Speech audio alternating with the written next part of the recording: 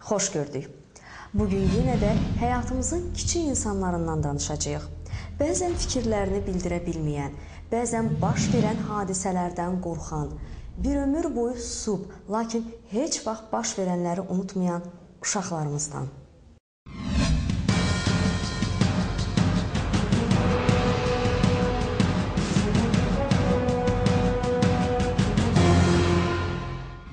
Bugünkü mövzumuz son vaxtlar hər kəsi narahat edən, bir çox hallarda gizli qalan, bir uşağın həyatına ömrü boyu iz qoyan problemlərdən birinə, zorakılığa, xüsusilə də uşaqlara qarşı cinsi zorakılığa həsr olunur.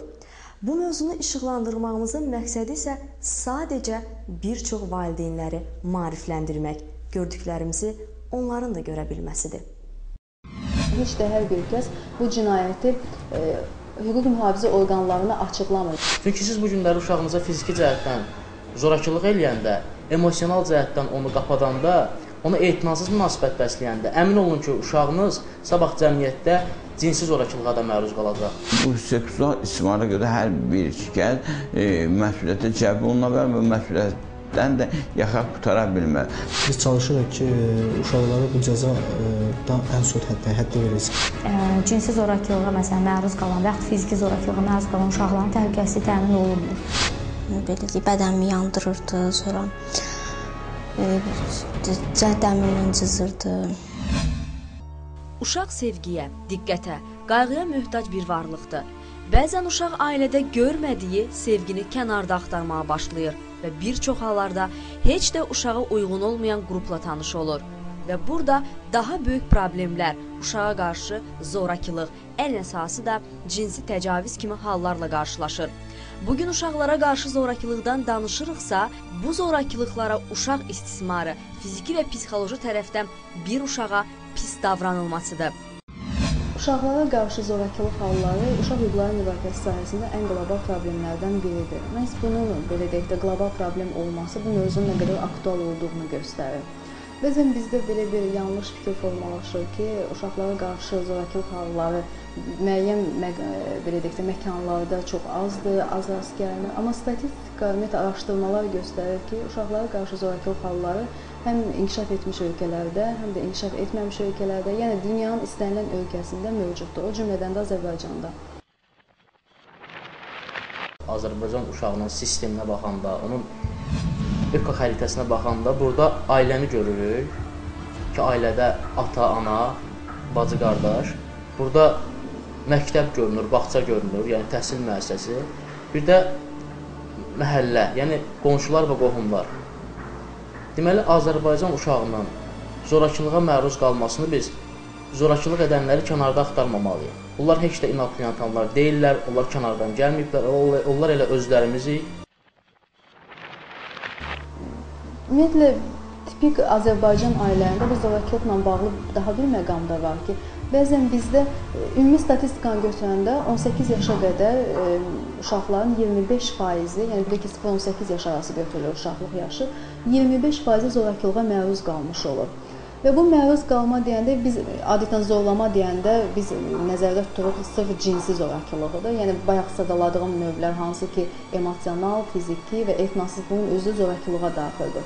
25% zorakılığa məruz qalır və tipik Azərbaycan ailəsində biz bu ümumiyyətlə Azərbaycan mühitində bu statistikanı aparmaq bir qədər çətindir. Çünki latentlik var bu cinayətlərdə. Yəni, heç də hər bir kəs bu cinayəti hüquq mühafizə orqanlarına açıqlamır. Yəni, rəsmi mənbələrə açılımı olmur bu, belə deyək də, mövzuların. Və hər bir kəs çalışır ki, bu, belə deyək də, hadisəni şəxsi zəmində, şəxsi olaraq həll etməyə çalışsın. Mən atamla bağlı deyə bilərəm ki, atamla yaşamaq istəmirəm. Belə deyək, uşaqlığımdan belə deyək, zülm verirdi mənə. Belə deyək, bədənimi yandırırdı, sonra dəmirlə cızırdı. Nə bilim, belə deyək ki, əzab verirdi. Həm belə deyək, fiziki əzab verib, həm də ki, mənəvi əzab, belə deyək, pis-pis söyüşlər söyürdü. Sonra təhqir edirdi insanı, belə, o döyməklərini belə deyək, yadımdan çıxarda bilərəm, amma ki, belə deyək, mənəvi əzab verməyini yadımdan çıxarda bilmirdim. Bir növdə ki, həm də onu görmək istəmirəm. Mənəvi əzab nələr edirsən? Necə? Mənəvi əzab deyilən nələr nəzərdə tutursan, nələr olur?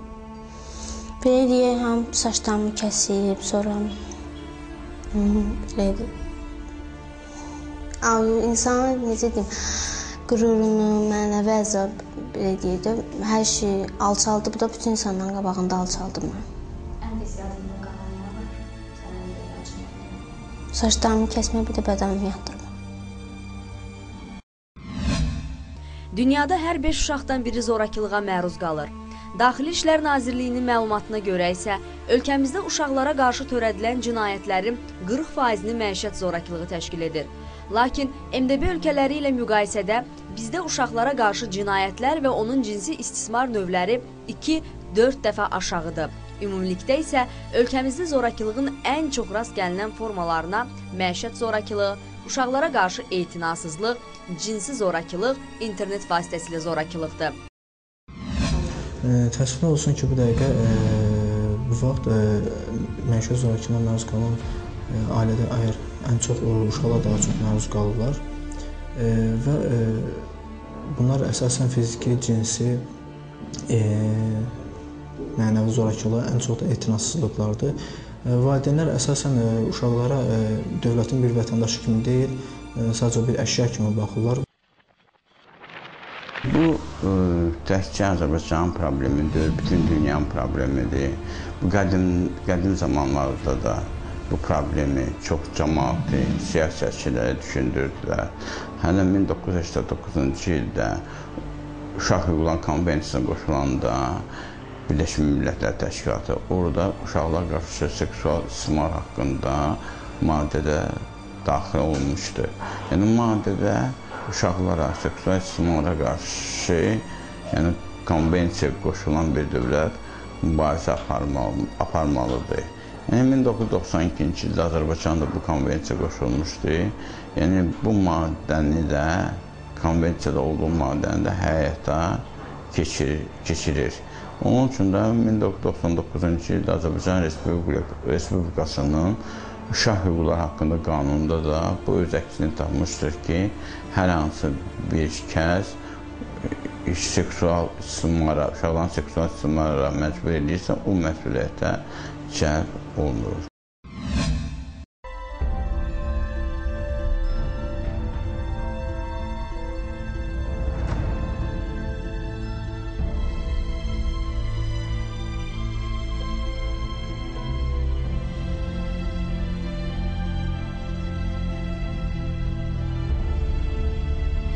Deməli, son illərdə aparılan araşdırmalara əsasən müəyyən olunub ki, uşaqlara qarşı zorakılıq halları artmışdır, sayı artmışdır və buna görə də belə bir mərkəzin yaradılmasına ehtiyac yaranmışdır.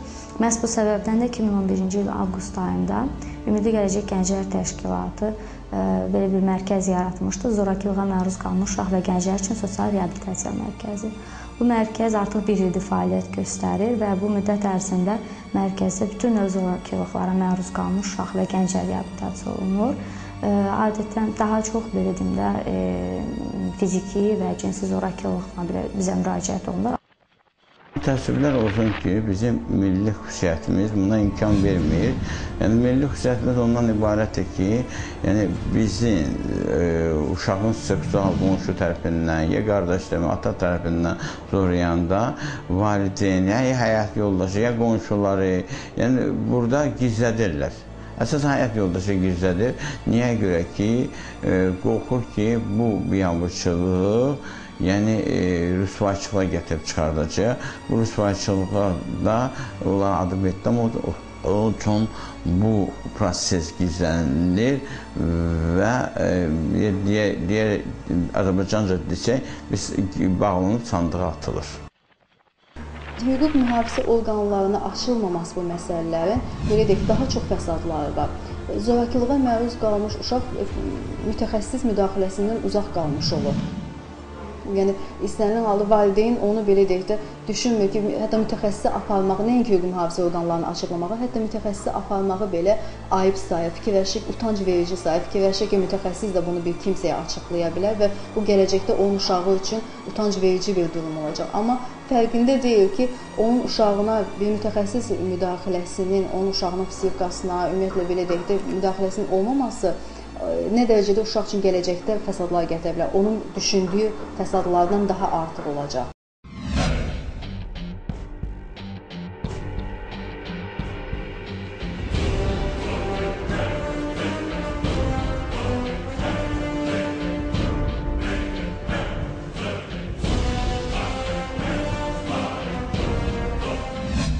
Qeyd edək ki, bugün cəmiyyətdə sadəcə məişət, psixoloji zorakılıq yox, həm də cinsi zorakılıq halları da mövcuddur.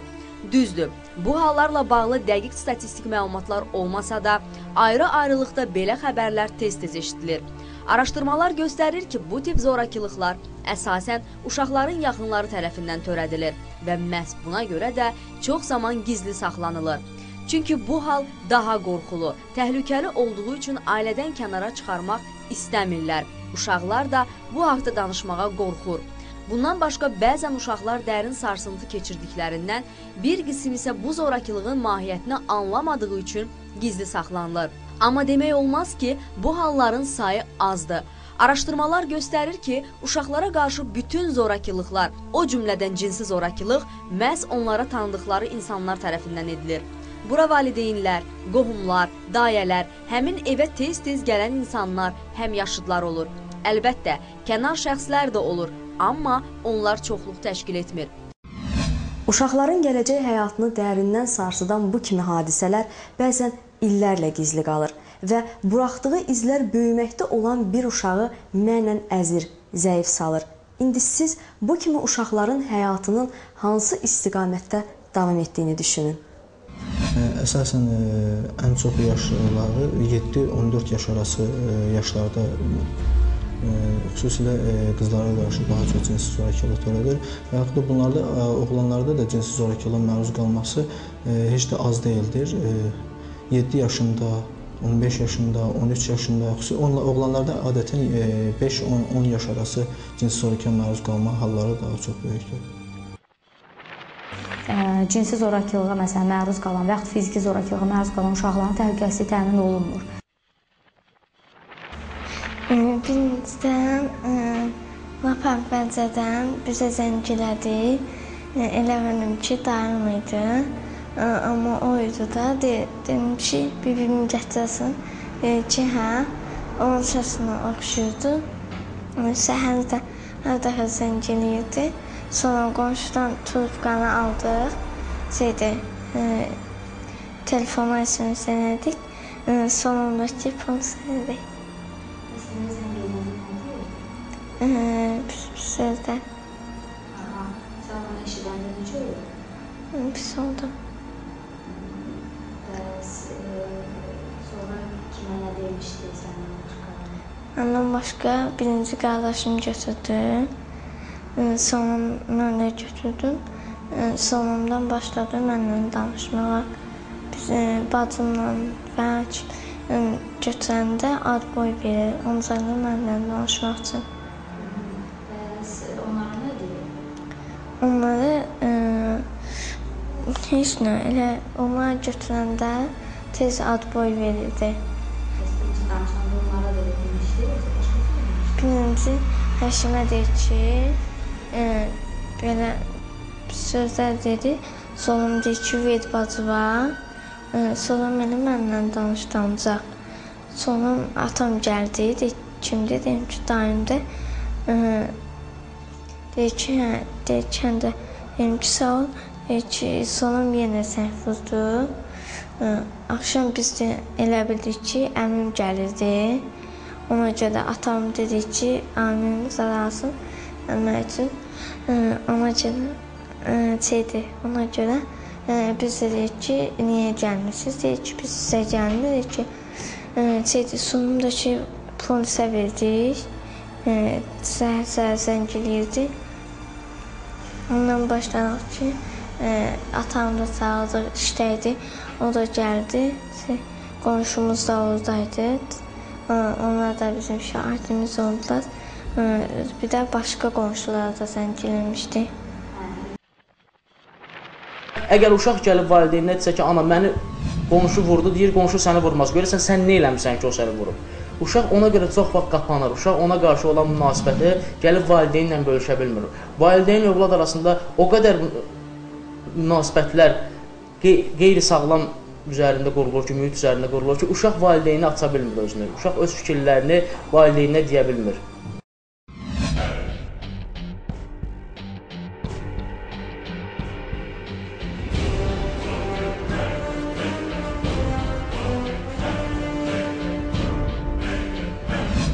Bugün bəzi səbəblərdən dünyada boşanmaların sayı artdıqca, uşaqlarla valideynlər arasında problemlər çoxaldıqca, uşaqlara qarşı zorakılıq halları daha da artır. Avropa Şurası baş katibinin Azərbaycandakı xüsusi nümayəndəsi Konstantin Yerokostopoulos hər gün Avropada milyonlarla uşağın zorakılığa məruz qaldığını bildirib.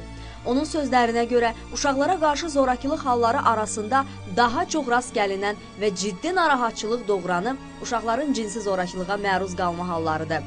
Uşaqlara qarşı zorakılıq həm silahlı münaqişələr zamanı, həm də müxtəlif istiqamətlərdə baş verir. Bugün uşaqlara qarşı cinsi istismar daha çox özünü göstərir. Bu kimi zorakılıqlardan ABŞ-da uzun zaman gündəmdə olan Jerry Sandusky'nin məhkəməsini qeyd etmək olar. Amerika Birləşmiş Ştatlarında uzun zamandır gündəmdə olan Jerry Sandusky'nin məhkəməsinin qərarı açıqlandı.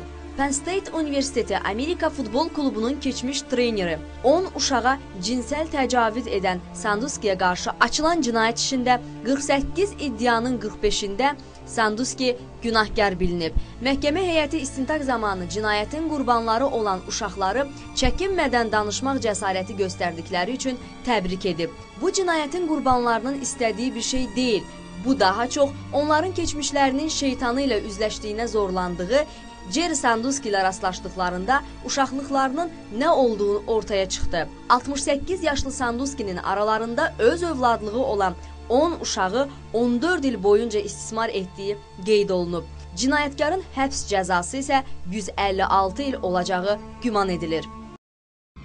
İnsanlar zorakılığa qarşı, xüsusilə uşaqlara qarşı zorakılığa qarşı etinasız qalmamalıdırlar. Əgər bir şəxs, bir nəfər qonşuluğunda, əgər bir müəllim qonşu müəllimin uşağının vurduğunu görürsə, əgər qonşuluqda və yaxud icmada olanda bir kəs digər bir kəsin uşağı vurduğu və yaxud da hər hansı bir formada zorakılığa məruz qoyduğunu görürsə, bu barədə mütləq lazımi orqanlara məlumat verməlidir. İlk növbədə valideynlərinə məlumat verməlidir.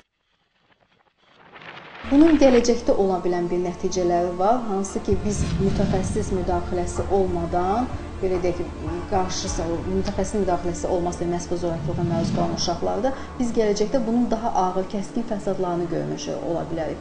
Məsələn, uşaq gələcəkdə əks cinsdən qaça bilər. Yəni, əks cinslə ümumiyyətlə münasibətə girməkdə problemlər yarana bilər. Gələcəkdə onun cinsi əlaqəyə daxil olmasında frigidlik qadınlarda hallar özünü göstərə bilər. Yəni, belə deyək də, uzaqlaşa bilər cinsi əlaqədən. Daha sonra bu insanlarda özünə inam hissi çox aşağı olacaq. Çünki yəni, onlar uşaqlıq vaxtı yaşamış olduqları həmin o travmanı belə deyək, müdaxilə olmadan unutmayacaqlar heç o və onların özünə qarşı öz qiymətləndirmələri, şəxsiyyətlərində müəyyən qədər mükəmməllikdən uzaqlaşma, yəni natamamlıq hissi olunacaq həmin insanlarda. Biz Uşaq Hüquqları Klinikası olaraq çalışırıq ki, Uşaq Hüquqları haqqında konvensiyanın 37-ci maddəsində göstərildiyi kimi biz çalışırıq ki, uşaqlara bu cəza ən son həddə verilsin və daha doğrusu qısa bir müddət ərzində verilsin.